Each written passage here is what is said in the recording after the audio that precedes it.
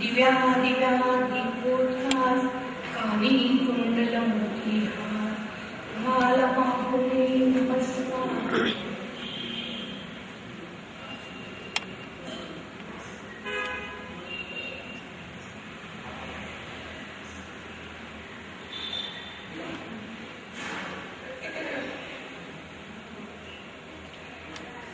गतवर्षी सहस्र चंडी याग केलेल्या आपल्या या धर्माधिकाऱ्यांनी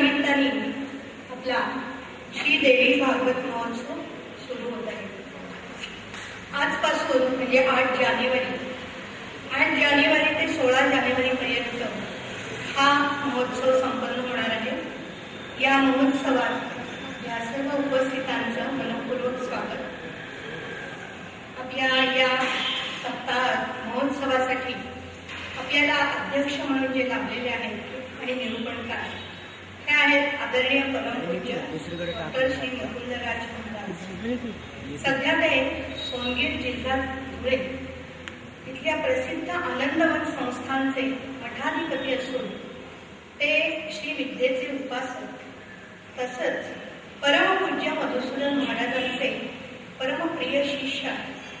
त्यांनी श्रीमद भागवत, श्री रामायण आणि श्री देवी भागवत या ग्रंथांचा गाढा अभ्यास केलेला आहे आणि सन 2008 मध्ये कृष्ण वंदे जगद्गुरु भागवतानुभव या विषयाचे प्रबंध लिहून त्यांनी PhD करून डॉक्टरेट ही पदवी प्राप्त केली आहे. यापूर्वी आपल्याकडे साधारण 2-3 वर्षापूर्वी या पुण्यनगरीमध्ये यांनी श्रीमद भागवत, श्री रामायण कथा त्याचं निरूपण केलेलं आहे आणि त्यावेळेस आपल्या श्रोत्यागणांना आदर्श जीवन आणि भागवत भक्तीबद्दल बहुमोल मार्गदर्शन केलं. अशा प्रकारे त्यांची महाराष्ट्रात आणि महाराष्ट्राच्या बाहेरही सतत प्रवचन चालू असतात. आध्यात्मिक मेळावे, उत्सवाच्या निमित्ताने जनजागरणाचं कार्यही चालू असतं. सोनगीर इथे आनंदवन संस्थांतर्फे त्यांनी 10वी पर्यंतची शाळा सुरू केलेली आहे आणि त्यामध्ये मुख्य म्हणजे मोफत शिक्षणाची सोय केली आहे. म्हणजे संस्कारक्षम विद्यार्थी घडवण्याचं कार्यही ते या अध्यात्माबरोबर करतायत, हे विशेष आहे. आणि या आजपासून आपल्या इथे जो हे आहे महोत्सव चालू इथे श्री देवी भागवत ग्रंथाचं निरूपण आपल्याला सर्वांना आदरणीय परमपूज्य डॉक्टर मुकुंद महाराज यांच्या मधुर वाणीतून आणि संगीताच्या माध्यमातून श्रवण करण्याचा योग आलेला आहे. आणि श्री शाकंभरी देवीच्या नवरात्र महोत्सवात आपण सर्व देवी भक्त सगळ्यांचं मन भरून पावणार आहे. तर त्याचा आनंद विशेष आपण आज इथे उपभोगतोय. 10 दिवस आनंदाचे डोळी आनंद तरंगे अशी आपली स्थिती होणार आहे. तर आपण त्यांचा सत्कार करूया. मी श्री वसंतराव विनंती करते.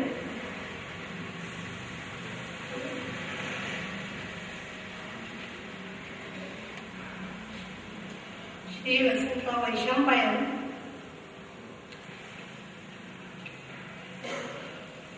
परमपूज्य डॉक्टर श्री मुकुंदराज महाराज यांचा सत्कार करताय.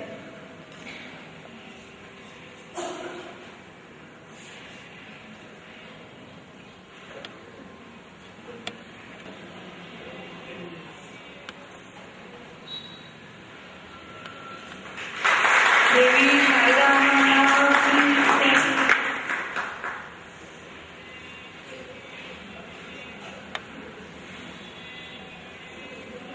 या शारदा मातेच्या प्रांगणामध्ये आणखीन एक आपल्या शारदा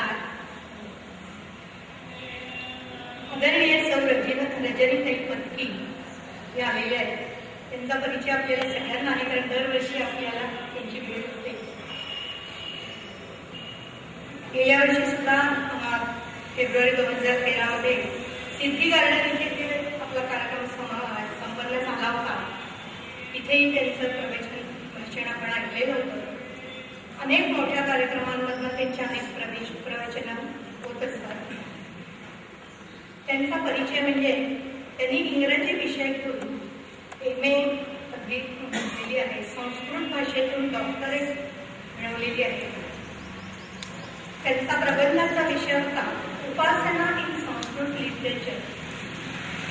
आतापर्यंत त्यांनी 60हून अधिक शोध निबंध लिहून ते आंतरराष्ट्रीय परिषदेतून सादर केलेले आहेत.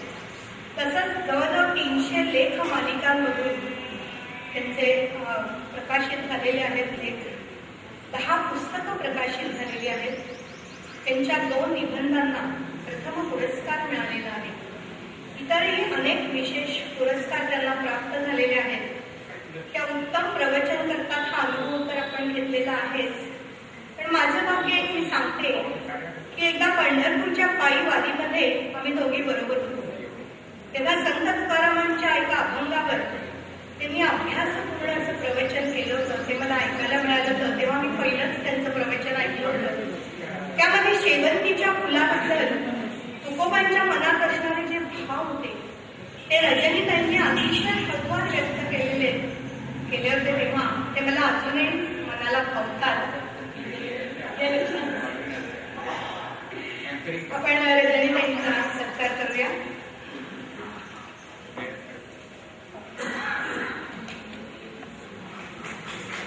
त्यांचा परिचय ते पुण्याचे रहिवासी आहेत आणि पुणेकर मंडळींना श्री सुपरिचित आहेत. परमहंस स्वच्छतेत गुरु म्हणजे त्यांचे वडील. वयाच्या 14व्या वर्षापासून श्री गुरुचरित्राची उपासना त्यांनी केली. त्याच्यानंतर 12 वर्ष गायत्री व वैश्वदेव उपासना केली. संपूर्ण श्री गुरुचरित्राचा हस्तलिखित त्यांनी केलेला आहे, लिहिलेला आहे. गुरु गायत्री मंत्राची संपुट लावून 36 पारायण केले. इसवी सन 1970 पासून परमहंस स्वामी स्वच्छंदानंदांच्या सेवेत ते रुजू झाले.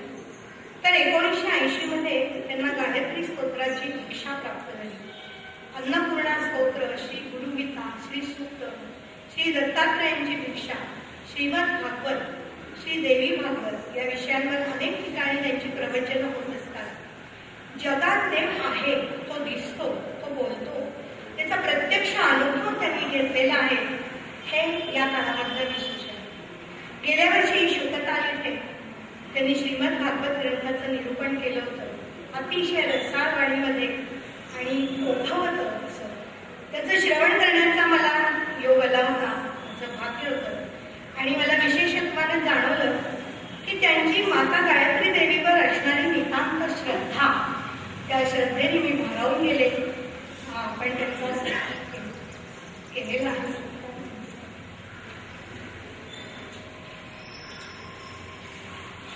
आता भागवताचार्य श्री प्रफुल्ल गणपुले हे रामकथा करतात, श्रीमद भागवत कथाही निरूपण करतात.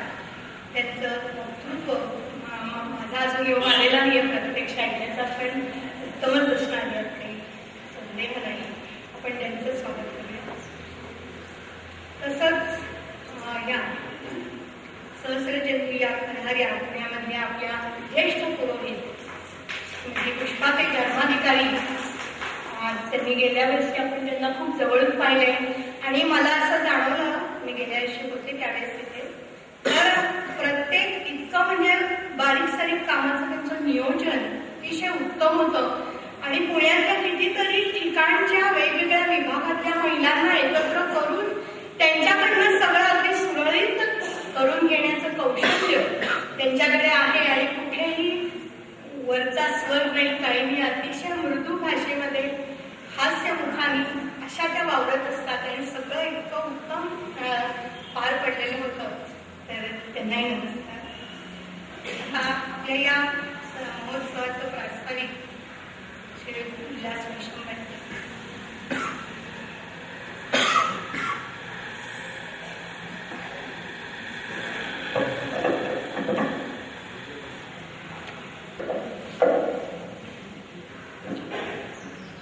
गुरुर्ब्रह्मा गुरुर्विष्णू गुरुर्देव महेश्वरा गुरु साक्षात परब्रह्म तस्मै श्री गुरुवे. आज आपण शाकंभरी देवीचे नवरात्र डॉक्टर श्री मुकुंदराज महाराज यांच्या देवी बाबत कथेचे आयोजन केले आहे. ते आपल्या गुरुमंडळाच्या आणि देवीच्या कृपेने देवीचे दुधात साधन शाकंभरी देवीचं नवरात्र आहे आणि त्याच्यात आपण देवी बाबत कथा करतोय. आपण आतापर्यंत एकत्र येऊन सहस्राचंडी या धर्माधिकारी बाईंच्या पौरोहित्याखाली केलं.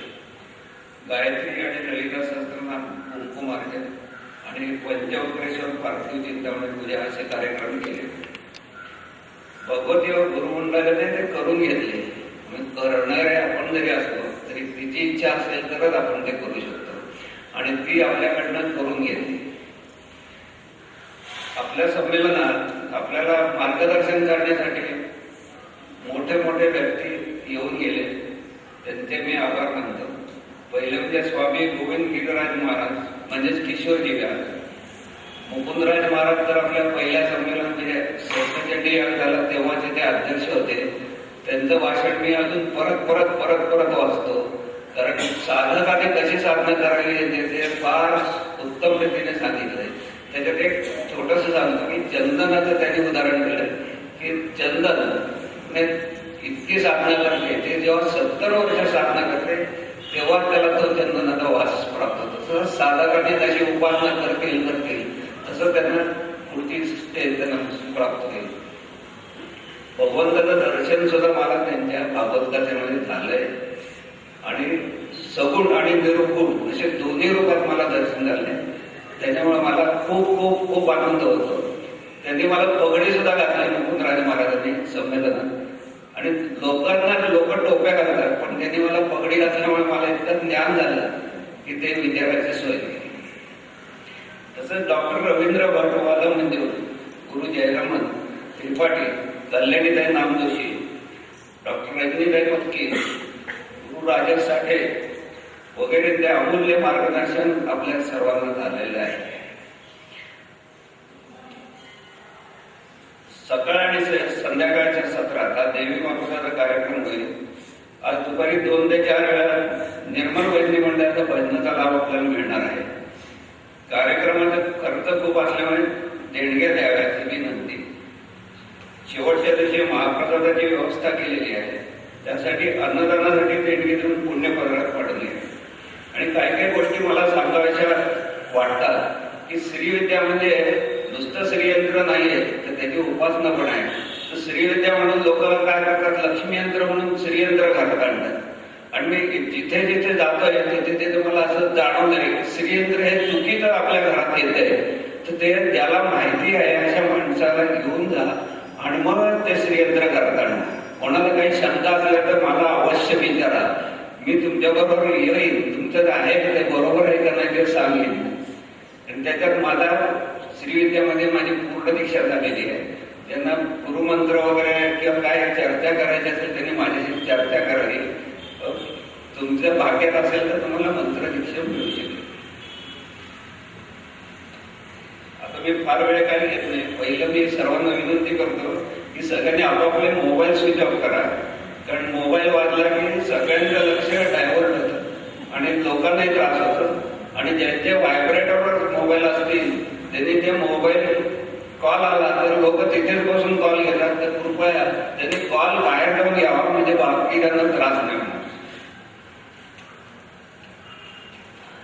आता जास्त काही मी बोलत नाही.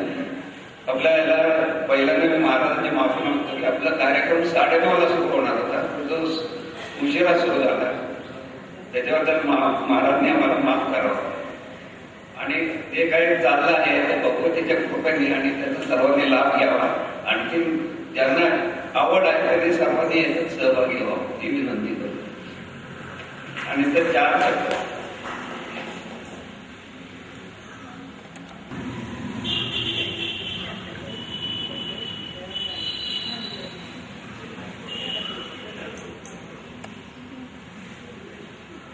तेव्हा मान्यवरांच्या उपस्थितीत आपला हा सोहळा संपन्न होतोय.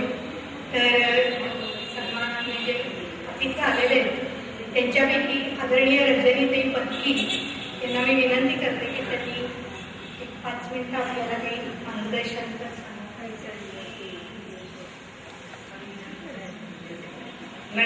ठीक. माननीय मुकुंदराज महाराज, डॉक्टर राजस साठे, भागवताचार्य, धर्माधिकारी आणि उपस्थित शक्ती उपासक सर्वांना प्रणाम. आजपासून देवी भागवत सुरू होते. शाकंभरीचं नवरात्र पण आहे ऋषिपौर्णिमेपर्यंत. तर त्यानिमित्ताने मी देवी उपासना सर्वांच्याकडून घडते. ही देवीची कृपा आहे. एक 5 मिनिटांमध्ये मी बोलते, कारण महाराजांचं प्रवचन ऐकायला सगळेजण उत्सुक आहे. श्रीविद्येसंबंधी काही सांगते. देवी भागवतामध्ये उल्लेखलेली श्रीविद्या. देवी भागवत हा ग्रंथ पुराण आहे. महापुराण म्हटलं जातं त्याला. पण त्यामध्ये तांत्रिक भाग बऱ्यापैकी आलेला आहे. त्यामध्ये मंत्र आहे, उपासना आहे, यंत्र आहे आणि तंत्र आहे. यंत्र, मंत्र आणि तंत्र हे तांत्रिक उपासनेचे भाग देवी भागवतामध्ये आलेले आहेत. यामध्ये जी श्रीविद्या आली आहे ती विशेषतः गायत्रीच्या संदर्भात आहे. देवी भागवताच्या महात्म्यामध्ये असं म्हटलेलं आहे की गायत्री या ग्रंथामध्ये सरहस्या प्रतिष्ठिता. जी गायत्री सर्व रहस्यासह या ग्रंथामध्ये प्रतिष्ठित झालेली आहे. म्हणजे गायत्रीचं सगळं महात्म्य, सगळं वर्णन देवी भागवत ग्रंथामध्ये सुरुवातीपासून शेवटपर्यंत 12 स्कंदामध्ये आलेलं आहे. आणि याच गायत्रीची एक पररूप किंवा श्रेष्ठ रूप असं श्रीविद्येमध्ये आहे. श्रीविद्येचा जो वरिवस्या रहस्य नावाचा ग्रंथ आहे पूजनीय भास्कर यांचा, त्यामध्ये श्रीविद्या मंत्र आणि गायत्री मंत्र याचं साम्य त्यांनी दर्शवलेलं आहे. श्रीविद्येचे जे 3 कूट आहेत श्रीविद्या मंत्राचे, तो पंचदशी मंत्र आहे. त्याचे 3 विभाग पडतात. त्यामध्ये रीम येतं. तर या 3 कूटांमध्ये प्रत्येक कूटामध्ये गायत्री मंत्र कसा आहे हे त्या ग्रंथामध्ये सांगितलेलं आहे. तत् सवितुर्वरेण्यं भर्गदेवस्य धीमहि धियो यो नः प्रचोदयात्.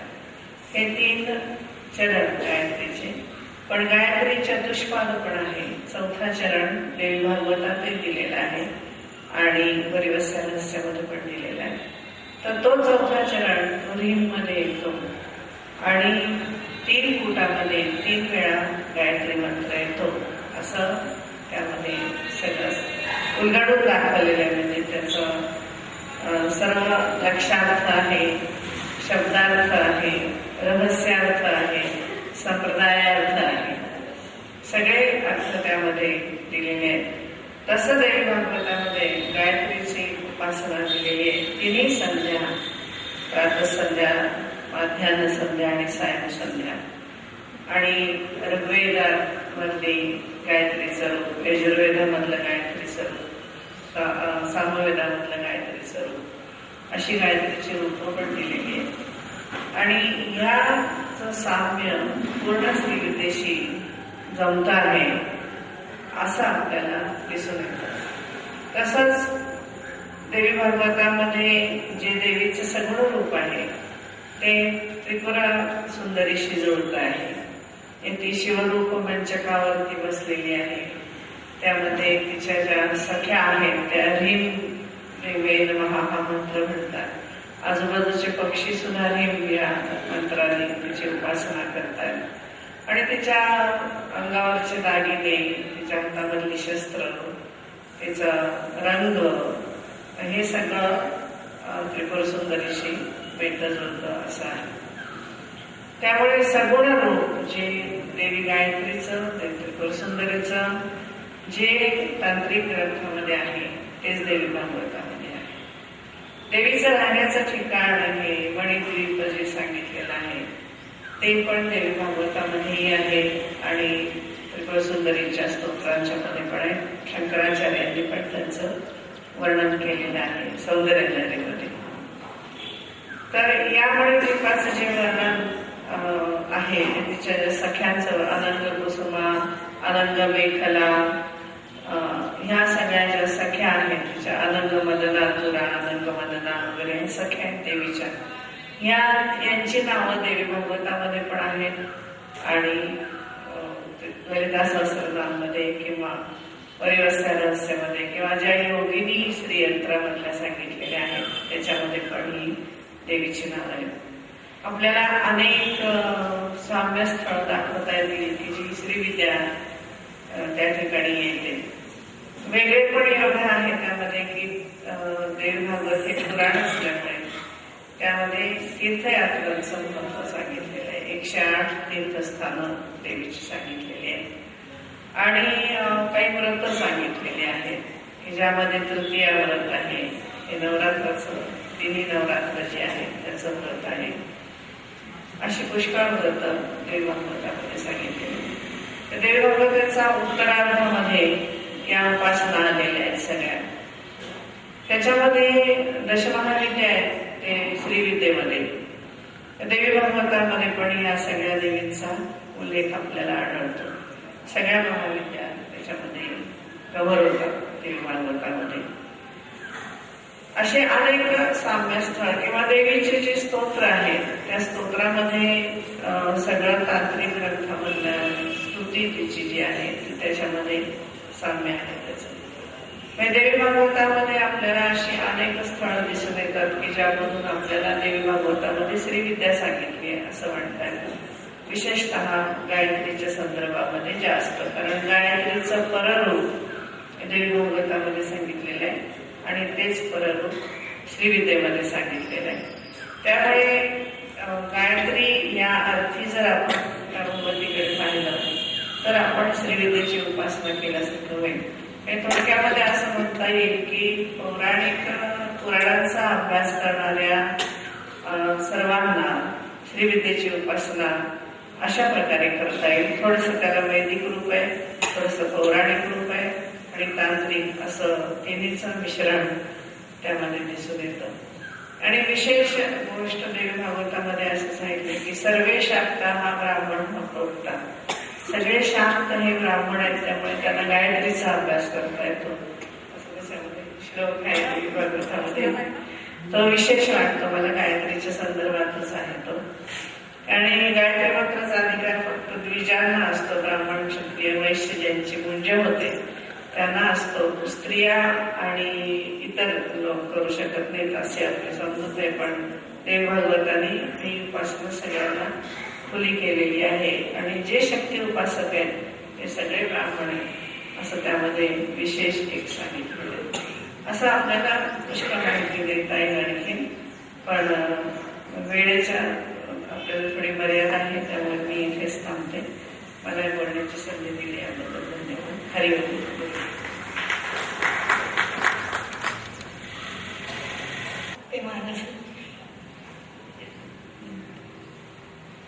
खरं तर आदरणीय रजनीताईंना म्हणजे श्री विद्या, श्री देवी भागवत, तंत्र साधना या तिन्हीचा त्यांचा अतिशय सखोल अभ्यास आहे.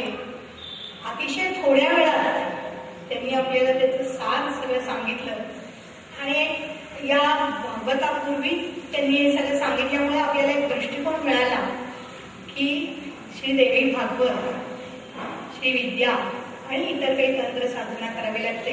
या तिन्ही गोष्टींचा समन्वय आपण करून त्या दृष्टीने श्री देवी भागवताचा अभ्यास आपल्याला करता येईल.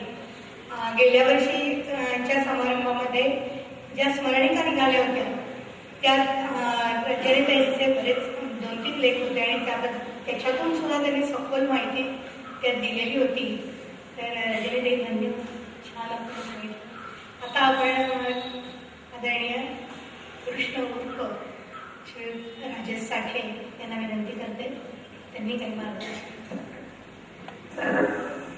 माझे अध्यात्म गौरव महाराज, माझे मंत्र दीक्षा गुरु, सुवर्ण रत्नमंडित सिंहासनाधीश्वर, सुवर्णालंकार विभूषित, भक्तजन हृदय निवासी, भक्तजन काम कल्पद्रुम श्री नृसिंह सरस्वती स्वामी महाराज आणि माझे ज्ञानगुरु परमहंस परिव्राजकाचार्य श्रीमद नाथ योगींद्र स्वच्छंदानंद स्वामी महाराज यांचे चरणी मी नतमस्तक आहे. प्रतिवर्षीप्रमाणे या रंगमंचावर अतिशय मोठमोठ्या विभूती इथे प्रगट झालेल्या आहेत. मुकुंदराव महाराज आहेत, डॉक्टर रजनीताई आहेत, धर्माधिकारी आहेत. अतिशय सुश्राव्य असं त्यांनी कार्यक्रम सुरू केलेला आहे श्रीमद भागवताचा. गीताच्या माध्यमातून ते गणपुले आहेत. या सगळ्यांना एकत्रित आणण्याचं काम श्री विद्येचे उपासक विलासजी वैशंपाय हे प्रतिवर्षी करत आहेत. श्री विद्या मंदिर संस्थाही त्यांनी स्थापन केलेली आहे आणि भगवतीचे त्यांना आशीर्वाद मिळालेले आहेत. सहकुटुंब सहपरिवार ते या कार्यामध्ये जोडलेले आहेत. याही वर्षी मला त्यांनी आमंत्रित केलेलं आहे, परंतु आता या सगळ्या कार्यक्रमाची जी आतुरतेने तुम्ही वाट पाहत आहात, अतिशय रसाळ वाणीतून प्रगल्भता, चातुर्य, व्यावहारिक दक्षता आणि उपासना या सगळ्याचं अतिशय सुंदर मार्गदर्शन आपण 9 दिवस इथे मुकुंदराज महाराजांच्या कडून ऐकणार आहोत. सरस्वती त्यांना प्रसन्न झालेली आहे, गुरुकृपा त्यांची आघात आहे आणि या भक्तिरसामृतामध्ये आपल्याला ते नाहून अतिशय अवभूत करणार आहे. आपल्यामध्ये चैतन्य हे जे आहे ते प्रकट करणार आहे. त्यामुळे इथे जास्त वेळ न घेता मी आपल्या सर्वांच्या सदिच्छा या कार्यक्रमाला विलासजींच्या पर्यंत पोहोचवतो आणि जेव्हा केव्हा वेळ मिळेल मला त्यावेळेला आमंत्रित विलासजी करतील, त्यावेळेला मी येण्याचा इथे निश्चित प्रयत्न करीन. तत्पूर्वी श्रीमद भागवत आणि श्री देवी भागवत या दोन्ही भागवतांचा काढा जो आपण म्हणतो टायफोन, तो भगवान गोपाल कृष्णच आहे अशी ग्वाही व्यासांनी दिलेली आहे. आणि त्या गोपाल कृष्णाला आपण वंदन करणार. अतिशय सुश्राव्य संगीत आपण मनोज देसाईंच्याकडनं ऐकणार आहोत. संकीर्तन सर्वशक्ती महामाया दिव्यज्ञान स्वरूपिणी नवदुर्गे जगन्मातर प्रणमामि मुहुर्मुहुः. आणि वसुदैव सुतं देवं कंसशान्तमर्दनं देवकी परमानंदम कृष्णं वंदे जगद्गुरुं. अशी नवदुर्गा आणि गोपालकृष्ण हे दोन्ही या 9 दिवसामध्ये प्रगट होणार आहे. आणि त्याला आत्ताच रजनीताईंनी सांगितलं की गायत्रीचा अधिष्ठान असल्याशिवाय हे प्रगटीकरण होऊ शकत नाही. फार कासया बोलणे जे दिसे बोले ऐकणे रूप तुझेशी मी जाणे श्रीये संगे नमोस्तुते असं स्वच्छंदानंदांनी सांगितलेलं आहे. अगदी शॉर्ट मध्ये जर सांगायचं असेल तर श्रीविद्या हा फार गहन विषय आहे. अमुक विषय गहन आहे, अमुक विषय गहन आहे, पण अतिशय सोपा विषय जो भागवतामध्ये अतिशय 4 अक्षरांमध्ये सांगितलेला आहे तो म्हणजे सदाचार. आणि तो प्राप्त करून घेण्याकरता मी नेहमीच सांगतो की या जगात दिसणारे देव 5 आहेत, बोलणारे 3 आहेत. त्यांना नमस्कार करून आपण हे भागवत ऐकायला यावं. दिसणारे 5 आहेत कोण? आई वडील गुरु सूर्य आणि चंद्र. आणि बोलणारे आई वडील आणि गुरु. या 5 देवतांना नमस्कार करून जर आपण हे भागवत ऐकायला आलात तर ती जगदंबा राजराजेश्वरी आपल्या जीवनामध्ये सुख समृद्धी ऐश्वर आरोग्य हे प्रदान केल्याशिवाय राहणार नाही. मगाशीच माझी ओळख करून देताना मी सांगितलेलं आहे या जगात देव आहे, तो दिसतो, तो बोलतो, याचा प्रत्यय आपल्यालाही येऊ शकेल. साधनेच्या बाबतीत मुकुंदराज महाराज हे आपल्याला मार्गदर्शन करणारच आहेत. परंतु उपास्य देवता तिचं अधिष्ठान हे आपल्या घरापासून सुरू होतं, व्यक्तीपासून सुरू होतं. आणि म्हणून माझी एकच नम्र विनंती आहे की भागवत ऐकायला येताना आपल्या घरामध्ये जी कुलस्वामिनी कुलदेवता जी आहे, ग्रामदेवता आहे, त्यांचं दर्शन आपण या 9 दिवसामध्ये घ्यावं, त्यांचे आशीर्वाद आपण प्राप्त करून घ्यावेत आणि भागवत ऐकावं अशी माझी नम्र विनंती आहे. हा खूप मोठा विषय आहे. भागवतामध्ये काय सांगितलेलं आहे हे सांगणं काही 5-10 मिनिटाचं काम नाही. पुन्हा एकदा विलासजींना धन्यवाद देतो. त्यांनी मला फक्त 3च मिनिटं दिलेली होती. काल मला फोनवर त्यांनी सांगितलं 3 मिनिटं बोला. त्याप्रमाणे 3 मिनिटं झाली आहेत असं मी समजतो. आणि जास्त विस्तार न करता आपण ज्याची वाट पाहत आहात, ऐकण्याची वाट पाहत आहात, त्या सगळ्या कार्यक्रमाला माझ्या हार्दिक शुभेच्छा देतो. धन्यवाद.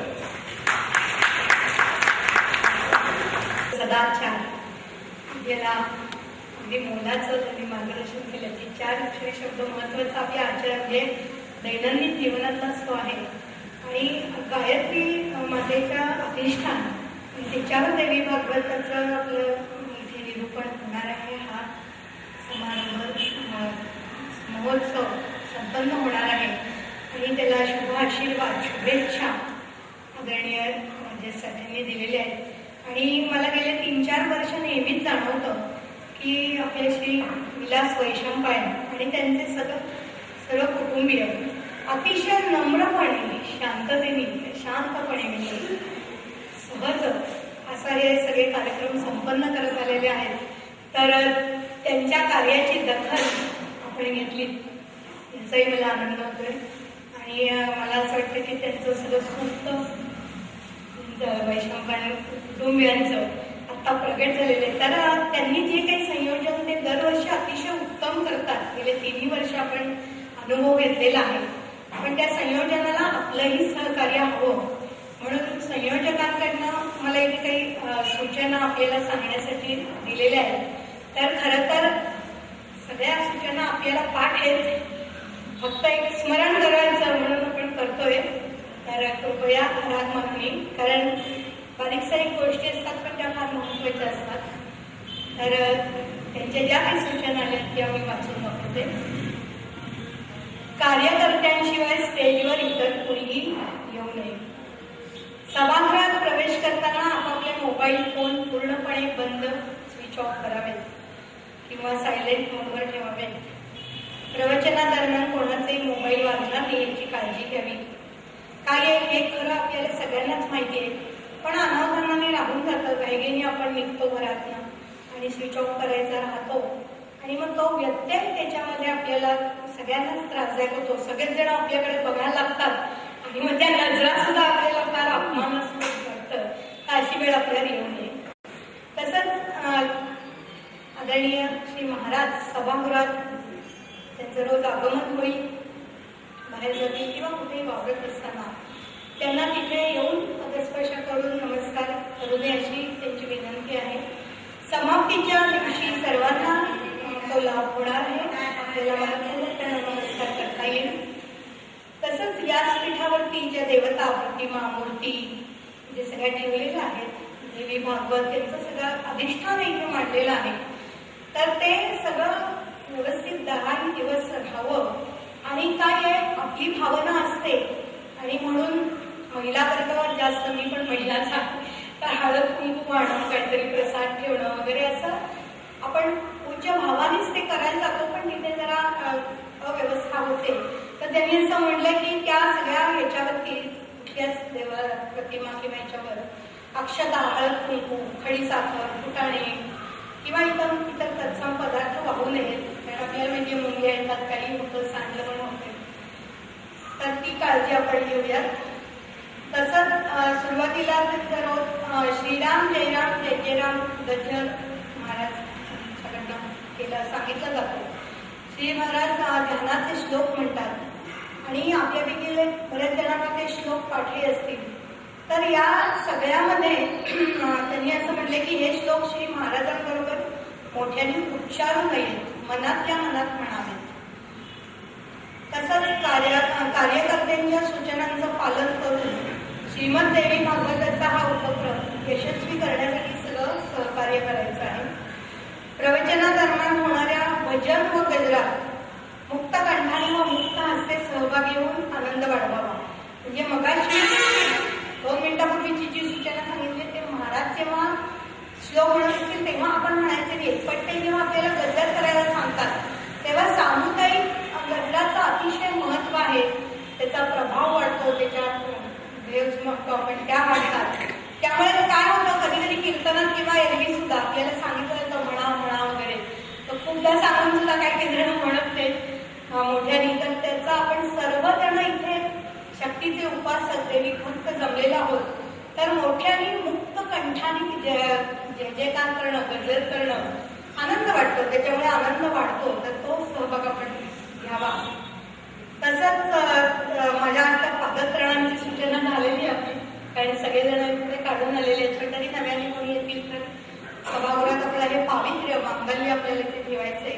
त्यामुळे प्रवेशद्वाराजवळच ती काढावी. आणि ती हे आली पुस्तकं आनंद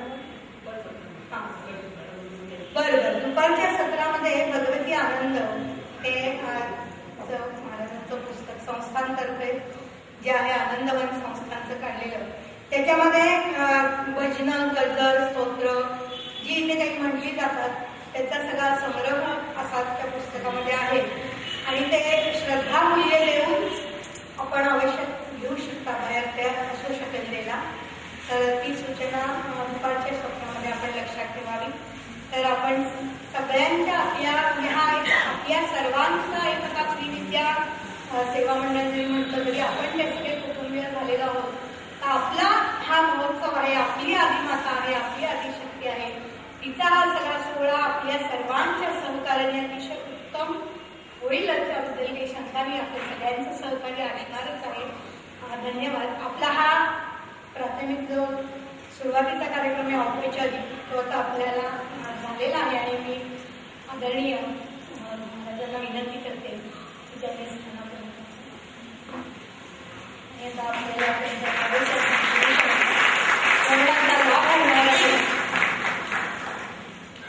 उपासनेच्या संबंधी आणि इतर आहेत. नंतर पुन्हा संध्याकाळच्या सत्रामध्ये 4 ते 7 असा आपल्या पुन्हा निरूपणाचा कार्यक्रम आहे.